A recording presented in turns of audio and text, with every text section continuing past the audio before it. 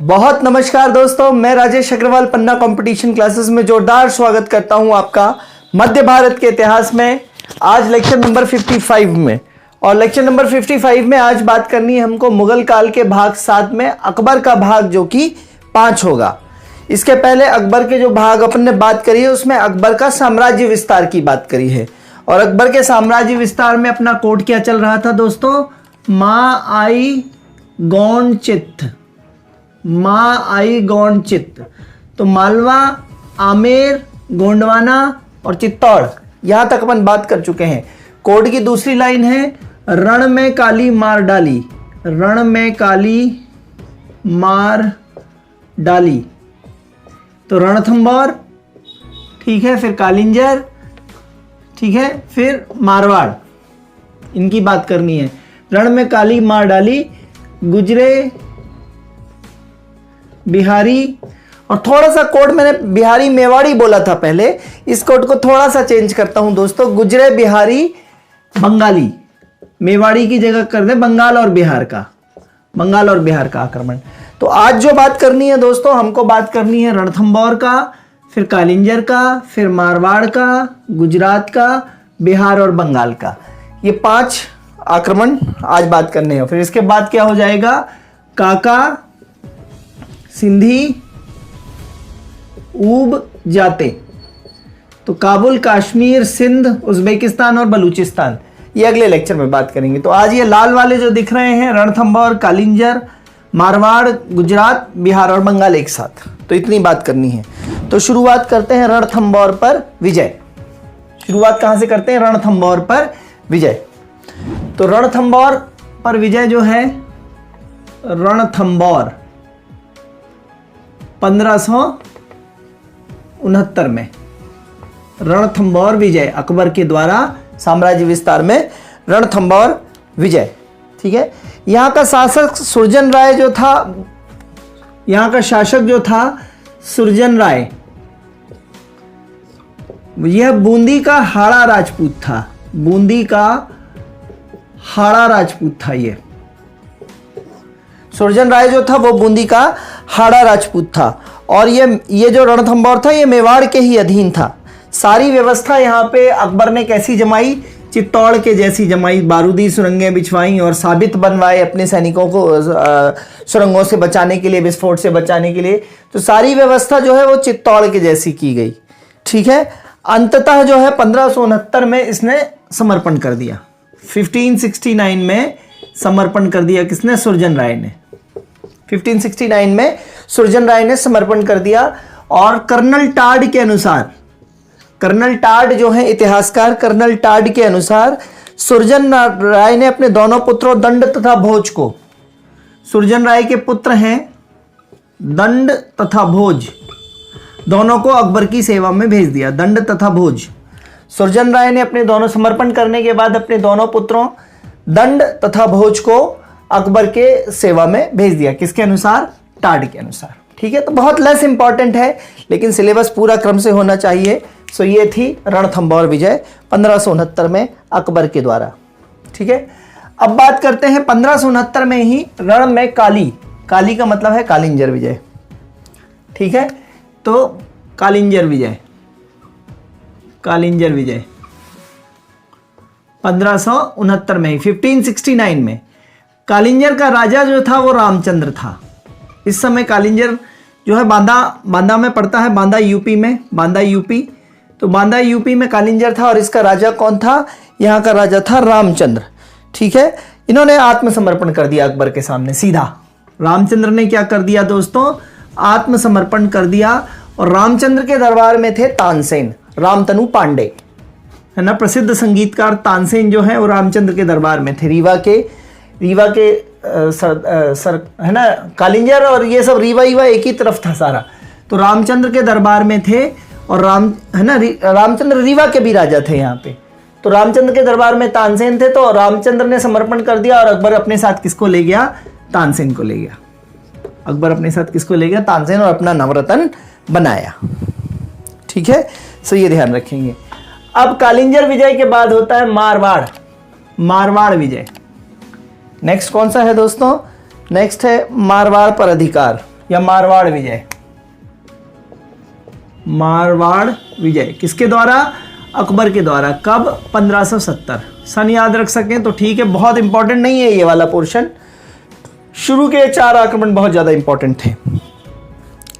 ठीक है, तो मारवाड़ पर अधिकार, तो अकबर जो है उसने नागौर राजस्थान की यात्रा करी। अकबर ने क्या किया? नागौर की यात्रा की, और उसकी नागौर की यात्रा करने से ही कुछ शासक, जोधपुर के राजा चंद्रसेन, नागौर की यात्रा करने के कारण जोधपुर के राजा चंद्रसेन, जैसलमेर के राजा, जैसलमेर के जो राजा थे ये थे रावल हर राय, रावल हर राय है ना, और बीकानेर के राजा राम कल्याणमल। बीकानेर के राजा कौन थे? राय कल्याणमल। याद हो जाए तो ठीक दोस्तों, परेशान नहीं होना है। तो अकबर ने जब नागौर की यात्रा करी अकबर ने, तो इसकी नागौर की यात्रा से ही ये लोग भयभीत होकर इन्होंने आत्मसमर्पण कर दिया। जोधपुर के राजा चंद्रसेन ने, जैसलमेर के राजा रावल हर राय ने, और बीकानेर के राजा राय कल्याणमल ने। ठीक है, इन्होंने समर्पण कर दिया, और लगभग पूरा राजस्थान ने अकबर की अधीनता स्वीकार कर ली, डूंगरपुर, बांसवाड़ा और प्रतापगढ़ को छोड़कर। किस किस को छोड़कर? डूंगरपुर, बांसवाड़ा और प्रतापगढ़ को छोड़कर, प्रतापगढ़ को छोड़कर। ठीक है, तो इसका मैंने कोड बनाया बापड़े, बापड़े है ना, बांसवाड़ा, फिर प्रतापगढ़ और डूंगरपुर, बापड़े। तो बापड़े ने छोड़कर है ना, बापड़े, बांसवाड़ा, प्रतापगढ़ और डूंगरपुर, इन तीनों को छोड़कर पूरे राजस्थान के राजपूतों ने अकबर की अधीनता स्वीकार कर ली इनके बाद। क्लियर है? सो ये मारवाड़ पर अधिकार की बात चली। इसके बाद जो परीक्षा की दृष्टि से इंपॉर्टेंट है वो है गुजरे। गुजरे का मतलब है गुजरात विजय। ये थोड़ा इंपॉर्टेंट है क्योंकि स्मिथ ने इसे इतिहास का द्रुतगामी युद्ध कहा है। तो गुजरात विजय, यहीं पे अकबर ने पहली बार समुद्र के दर्शन करे हैं, पुर्तगालियों से मुलाकात की है। ठीक है, तो गुजरात विजय का सन भी याद रखना है आपको, 1571 से 72। कहानी इस तरीके से है दोस्तों कि गुजरात संपन्न इलाका था। गुजरात बहुत संपन्न इलाका है। व्यापार भी यहाँ से पश्चिम से बंदरगाह जो है, गुजरात के बंदरगाह, पश्चिमी बंदरगाह, वहाँ से सारा व्यापार होता था मध्य एशिया, पश्चिम एशिया में। ठीक है, और यहाँ से हज यात्रा भी यहीं से होती थी, है ना, तो व्यापार भी होता था, हज यात्रा भी यहीं से होती थी। तो बड़ा संपन्न इलाका था गुजरात, बहुत ज़्यादा नज़र में था अकबर की। ठीक है, यहाँ का तत्कालीन शासक, उस समय जो शासक था वो मुजफ्फर खां थर्ड था। मुजफ्फर खां थर्ड था। ये गुजरात का तत्कालीन शासक था इस समय का। इस समय का जो शासक था वो ये था। ठीक है, मुजफ्फर खां, इत्माद खां ने जो है इसका एक विरोधी था। इसका विरोधी था एक इत्माद खां। कौन था? इत्माद खां। तो इत्माद खां ने अकबर को आमंत्रित किया, अकबर को आमंत्रित किया। इत्माद खां ने अकबर को आमंत्रित किया कि तुम आओ अकबर और इसको मारो, इसको जीतो। तो मुजफ्फर खां थर्ड को हराने के लिए अकबर को किसने आमंत्रित किया था? इत्माद खां ने। ठीक है, बहुत इंपॉर्टेंट नहीं है लेकिन ठीक है। फिर यहीं पर जब गुजरात पहुंचा आक्रमण में अकबर, तो सबसे पहले अकबर ने यहाँ पे ही सबसे पहले समुद्र दर्शन किया। समुद्र सबसे पहले अकबर ने यहीं पे देखा, इसी युद्ध में आके। ठीक है, और पुर्तगाली व्यापारियों से भेंट की। ये प्रश्न आता है परीक्षा में। अकबर ने पहली बार समुद्र दर्शन इस समय किया है 1571 और 72 में, और पुर्तगाली व्यापारियों से भेंट की, व्यापारियों से भेंट की। ठीक है, फिर यहां पे अकबर ने जीत जात के ये मुजफ्फर खां थर्ड को, इसको जीत लिया, और गुजरात का सूबेदार किसको बना दिया? सूबेदार बना दिया गुजरात का खान आजम। खान आजम को किसको बना दिया? खान आजम। खान आजम को गुजरात का सूबेदार बना दिया, सूबेदार बना दिया। ठीक है, तो अब गुजरात में कौन शासक बैठा है अकबर के बिहाफ में? खान आजम। क्या समझ में आई बात? गुजरात विजय, गुजरात संपन्न था, मुजफ्फर खान शासक था। इत्माद खान ने अकबर को आमंत्रित किया मुजफ्फर खान को हराने के लिए। अकबर वहां पहुंच के 71-72 में पहली बार समुद्र दर्शन किया, पुर्तगाली यात्रियों से भेंट की और फिर वहां जीतने के बाद वहां के सूबेदार बना के किसको चला आया अकबर वापस दिल्ली? खान आजम। ठीक है। फिर अब 1573 में, इसके पहले एक 1572 में एक लड़ाई होती है। 1572 में सरनाल की एक लड़ाई होती है, ध्यान रख लीजिएगा, सूरत में हुई। 1572 में एक सरनाल की लड़ाई होती है। 1572 में सरनाल की लड़ाई जो होती है वो होती है सूरत में, और यहाँ का राजा जो होता है इब्राहिम मिर्ज़ा। सूरत का राजा जो है वो इब्राहिम मिर्ज़ा जो है वो हार जाता है। ठीक है, याद रख सकें तो। फिर 1573 में एग्जैक्टली क्या होता है कि जो गुजरात में विद्रोह होता है, किसके खिलाफ? खान मिर्ज़ा। यहाँ गुजरात का शासक किसको बनाया गया था? ये खान मिर्ज़ा। खान मिर्ज़ा बैठे हैं, बढ़िया शासन कर रहे हैं। ठीक है, शासन पे बैठे हैं खान मिर्ज़ा साहब। अब 1573 में जो है वो विद्रोह हो रहा है। विद्रोह कौन करता है? हुसैन मिर्ज़ा। हुसैन मिर्ज़ा गुजरात में विद्रोह करता है। गुजरात में विद्रोह करता है किसके खिलाफ? खान मिर्ज़ा के खिलाफ। खान मिर्ज़ा किसका रिप्रेजेंटेटिव है? अकबर का रिप्रेजेंटेटिव है। तो 73 में खान मिर्ज़ा के खिलाफ हुसैन मिर्ज़ा विद्रोह करता है। अकबर को पता चलता है, ये खान आज़म जो है वो अकबर को सूचना दे देता है कि इसकी हिम्मत हुई आपके खिलाफ विद्रोह करने की। तो अकबर को भी गुस्सा आ जाता है। अकबर उस समय फतेहपुर सीकरी में होता है। जब ये सूचना देता है खान मिर्ज़ा हुसैन मिर्ज़ा के आक्रमण की अकबर को, तो अकबर उस समय कहाँ होता है? फतेहपुर सीकरी। फतेहपुर सीकरी। अब आप समझ लीजिए ये फतेहपुर सीकरी है।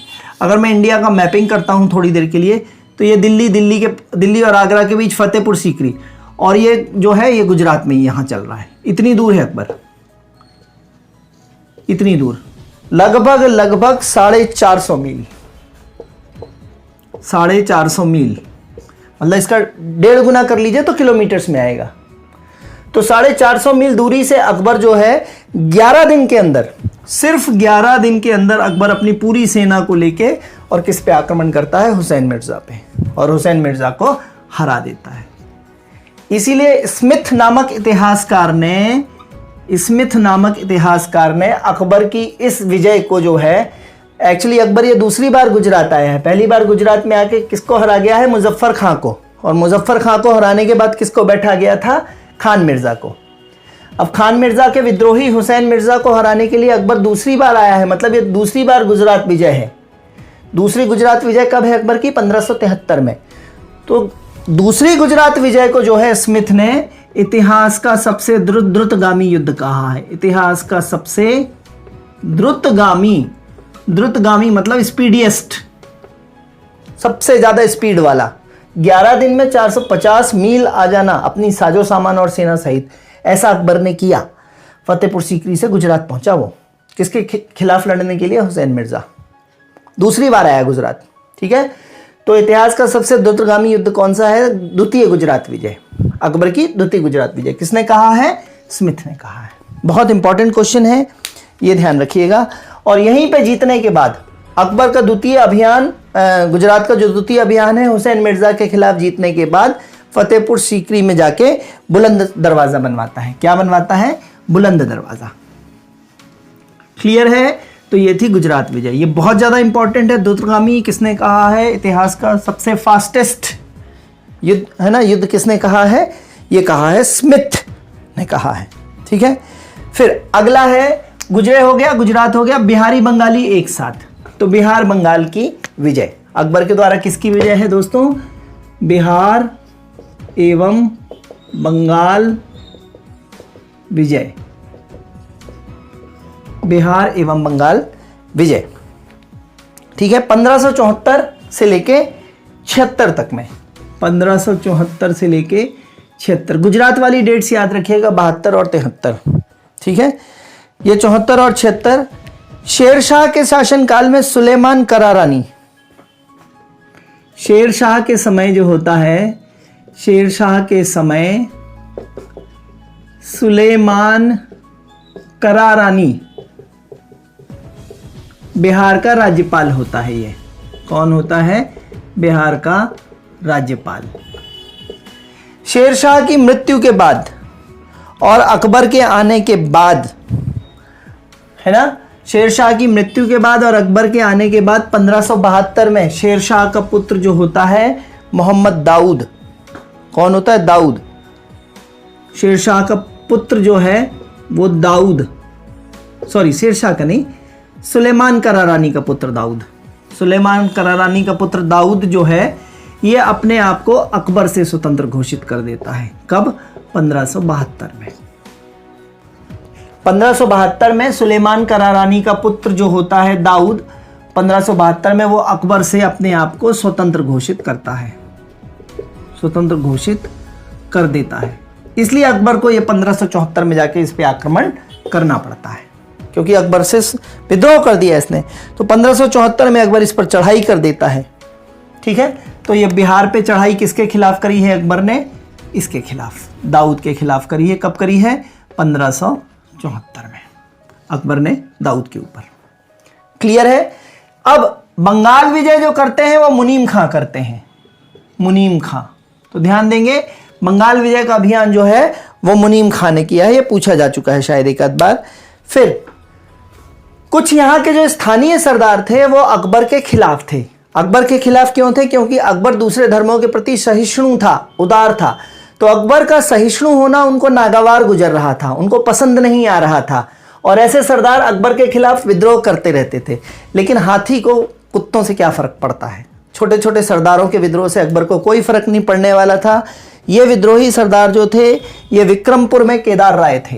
विद्रोही सरदारों के नाम मैं आपको बता देता हूं, ठीक है। विक्रमपुर में कौन थे? केदार राय। बंगाल बिहार में इलाका है। विक्रमपुर में अकबर के खिलाफ केदार राय छुटपुट विद्रोह करते रहते थे, अकबर को कोई फर्क नहीं इससे। बकरगंज में कंदर्प नारायण। बकरगंज में कौन है? कंदर्प नारायण। नाम बड़ा अच्छा है ना, कंदर्प नारायण, बकरगंज में, ठीक है। और जैसोर में प्रतापादित्य। जैसोर में कौन है? प्रतापादित्य। ठीक है, याद हो जाए तो ठीक, नहीं तो परेशान नहीं होंगे। तो ये छुटपुट सरदार जो है वो छुटपुट विद्रोह करते रहते थे बंगाल बिहार में, जिससे अकबर को कोई फर्क नहीं पड़ता था। तो ये हो गई बंगाल और बिहार विजय। नाम किसका याद रखना है? आपको नाम याद रखना है करारानी, सुलेमान करारानी और उसके पुत्र दाऊद। और दाऊद के खिलाफ अकबर ने 74 से 76 में, और मुनीम खां ने भी बंगाल में वो किया। ठीक है, सो ये बात ध्यान रखिएगा। इसके बाद जो है यहाँ तक आ गए, बिहारी बंगाली तक। इसके बाद कहाँ से? काबुल विजय। आज के लेक्चर के लिए लास्ट, और फिर अगले लेक्चर में ये कवर कर लेंगे। ठीक है, तो अगली विजय कौन सी है दोस्तों? काबुल विजय। काबुल विजय। काबुल कहाँ पे है? पाकिस्तान, अफगानिस्तान में है एग्जैक्टली काबुल। काबुल विजय जो है वो 1581 में है। 1581 सन याद रखेंगे काबुल विजय। अब अकबर जो है वो भारत के बाहर जा रहा है। काबुल कहाँ पे है? अफगानिस्तान में। ठीक है, तो बंगाल और बिहार के प्रमुख मुस्लिम अधिकारी जो धार्मिक उदारता और सहनशीलता की नीति के कारण अकबर के विरुद्ध थे, उन्होंने विद्रोह कर दिया यहां काबुल में भी।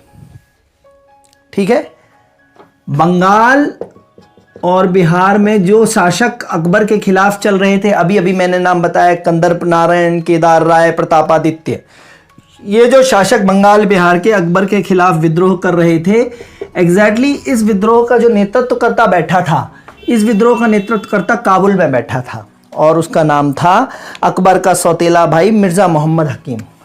काबुल में कौन बैठा था? अकबर का सौतेला भाई। अकबर का सौतेला भाई कौन बैठा हुआ है दोस्तों? मिर्जा मोहम्मद हकीम। देखिए अपने भाई के खिलाफ क्या करवा रहा है ये मिर्जा मोहम्मद हकीम। क्या बात आपको समझ में आ रही है? बंगाल बिहार में जितने भी छुटपुट विद्रोह हो रहे थे अकबर की उदार नीति के विरोध में, अकबर के खिलाफ, उनका नेतृत्व करता काबुल में बैठा अकबर का सौतेला भाई कर रहा था, उसका नेतृत्व मिर्जा मोहम्मद हकीम। ठीक है, तो यहां तक कि जौनपुर का काजी था मुल्ला मोहम्मद याजदी। जौनपुर का काजी था एक, जौनपुर उत्तर प्रदेश, ये ध्यान रखेंगे। जौनपुर का काजी था मिर्जा मुल्ला मोहम्मद याजदी, मुल्ला मोहम्मद याजदी। इसने तो अकबर के खिलाफ फतवा तक जारी करवा दिया, फतवा जारी करवा दिया अकबर कि यार ये दूसरे धर्मों के लिए जो बहुत ज़्यादा सहिष्णु है, दूसरे धर्मों के खिलाफ तो गाजी बन के गिरना चाहिए, गाज बन के गिरना चाहिए। लेकिन ये दूसरे अकबर जो है दूसरे धर्मों के खिलाफ इतना उदार कैसे हो रखा है? ये तो हमारा जो है ये देशद्रोह है ना, ये राजद्रोह है। तो अकबर जैसे राजद्रोही को फतवा जारी करवा दिया जौनपुर के काजी मुल्ला मोहम्मद याजदी ने। सो ये याद रखेंगे, ठीक है। अब जो है अकबर का दिमाग खराब हुआ, यार ये चल क्या रहा है ना, इन छोटे छोटे पिद्दियों की क्या हरकत है। तो अकबर स्वयं सेना लेकर, अब अकबर जो है वो स्वयं सेना लेकर, स्वयं सेना के साथ काबुल पर चढ़ाई करता है, स्वयं सेना के साथ काबुल पर चढ़ाई करता है, और वहाँ के सारे छुटपुट विद्रोहियों को मार देता है, लेकिन अपने भाई को माफ़ कर देता है। किसको माफ़ कर देता है? इसको माफ़ कर देता है, मिर्ज़ा मोहम्मद हकीम को माफ़ कर देता है, मुआफ़ कर देता है, ठीक है। और 1581 में फिर मिर्ज़ा मोहम्मद हकीम की मृत्यु भी हो जाती है हालांकि, और इस तरीके से बंगाल बिहार में जो विद्रोह इसकी शह पे जो यहाँ पे विद्रोह पनपा था बंगाल बिहार में, वो सब समाप्त हो जाता है। तो 1581 में एग्जैक्टली छुटपुट विद्रोह भी समाप्त हो जाते हैं, जैसे ही काबुल का मिर्ज़ा मोहम्मद हकीम जो अकबर का सौतेला भाई है मृत्यु को प्राप्त होता है, ठीक है। तो कोड में यहां तक पहुंच चुके हैं आज, गुजरे बिहारी बंगाली और काका का का। अब अगले लेक्चर में बात करेंगे, काबुल हो गया, अब कश्मीर की बात करेंगे। इंपॉर्टेंट है कश्मीर इन्वेजन या कश्मीर अभियान, क्योंकि कश्मीर अभियान के लिए अकबर किसको भेजते हैं? बीरबल को, और बीरबल की ही मृत्यु यहीं पे होती है इसी अभियान के तहत। फिर सिंध अभियान, फिर उज्बेकिस्तान और बलूचिस्तान, और फिर थोड़ी सी बात करेंगे अकबर की दक्षिण विजय की, और इस तरीके से अकबर के विजय अभियान वाला पोर्शन समाप्त होएगा, ठीक है। माँ आई गौण चित, रण में काली मार डाली, गुजरे बिहारी मेवाड़ी पहले बता रहा था, उसको चेंज कर दीजिएगा, गुजरे बिहारी बंगाली कर दीजिए, और काका सिंधी ऊब जाते, ठीक है। ये पूरा विजय अभियान है, बेहतरीन तरीके से याद करिए, लेक्चर को एंजॉय करिए। कहीं कहीं थोड़ा सा बोरिंग हो सकता है, लेकिन ऊंच नीच होना ही है ना, लाइफ लाइन में ऊंच नीच होना ही तो जिंदा होने का प्रमाण है, ठीक है। तो आगे बढ़ते रहिए, उत्साह बनाए रखिए। और दोस्तों एक अनाउंसमेंट और करना है मुझे कि जूम पे भी ऑनलाइन क्लासेस शुरू करना है मुझे किसी सब्जेक्ट की, तो मैं थोड़ा सा कंफर्म करके आपको कल वाले लेक्चर में बताऊंगा कि जूम पे ऑनलाइन क्लासेस कैसे करना है और आप किस नंबर पे कांटेक्ट कर सकते हैं। लेक्चर को लाइक, सब्सक्राइब, शेयर करिए। तब तक के लिए धन्यवाद, गुड बाय, जय हिंद दोस्तों।